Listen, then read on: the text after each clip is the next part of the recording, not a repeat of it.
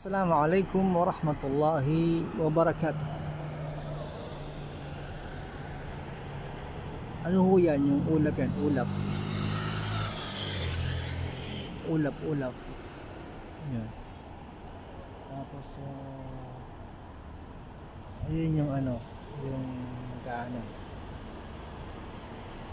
Tapos yung ulap na yan, mga kapatid, meron po tayong naalala dyan eh. Alhamdulillah, wassalatu wassalamu ala rasulillah. Siyempre, yung ulap na yan, maaalala natin na may kalawakan. At ang kalawakan na yan, siyempre, hindi ka ng Panginoon yan. Kung ikukumpara natin sa daigdig at saka yung mga buntala sa kalangitan, eh talagang ma-amaze tayo. Mabibighani. Siyempre, dapat kapag tayo po ay mabibighani, isa sa mga sunnah, dadakilain natin, luluwalhatiin natin ng Panginoon sa pamamagitan ng pagbanggit ng Subhanallah. Masya Allah, kapurihan sa Panginoon Diyos. Anong nais ng Allah at ito ay napangyari. Yan, ganun. Mga kapatid, nais natin i-share na ang katarungan, pagiging makatarungan ng Panginoon at ang pagiging kabutihan niya, subhanah, ng Allah, ng may kapal, ay umiinog sa atin, either dahil sa kanyang pagiging makatarungan o either sa pagiging kabutihan o pabor na binibiyaya ng Allah sa atin. Siyempre, tayo ay papasok sa paraiso sa habag ng Allah dahil ang bawat kabutihan na ginagawa natin ay times 10. 1 times 10 times 700, falahum ajrun ghairu mamnun, at hindi na po mabilang ang gantimpalang ito. At kapag tayo po'y nakagawa ng bad, isa o katumbas ng bad o kasamaan na ginawa natin. Ganun po.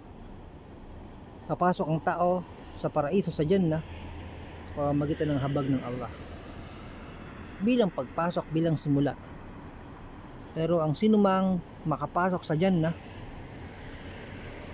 ang kanyang bawat antas doon sa paraiso ay sa pamamagitan ng kanyang mga gawaing isinabuhay sa mundong ito. Kaya ang nais nating iparating, mga kapatid, kung ang pakikitungo sa atin ng Allah ay sa pagiging makatarungan, walang papasok sa paraiso. Kullukum tuqti'una bil-layli wan-nahar. Lahat tayo ay nagkakamali sa umaga, sa hapon, sa gabi. Wala makakawala. Pero ginawang pabor ng Allah sa atin ng bawat isang kabutihan ay 10 ang gantimpala. Kaya walang masisisi at walang kasamaan at walang pangdaraya sa mga taong manananahan sa impyernong apoy walang hanggang kalungkutan, dahil walang madadaya doon sa kabilang buhay, dahil ito ay sa pamamagitan ng pagiging makatarungan ng Panginoon Diyos.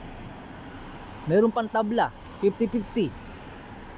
Subhanallah, imagine mo 1 times 10, meron pang 50-50.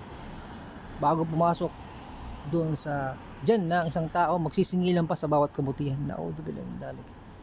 Ang kabutihan dagdag sa timbangan, singilan ng bawat gawain.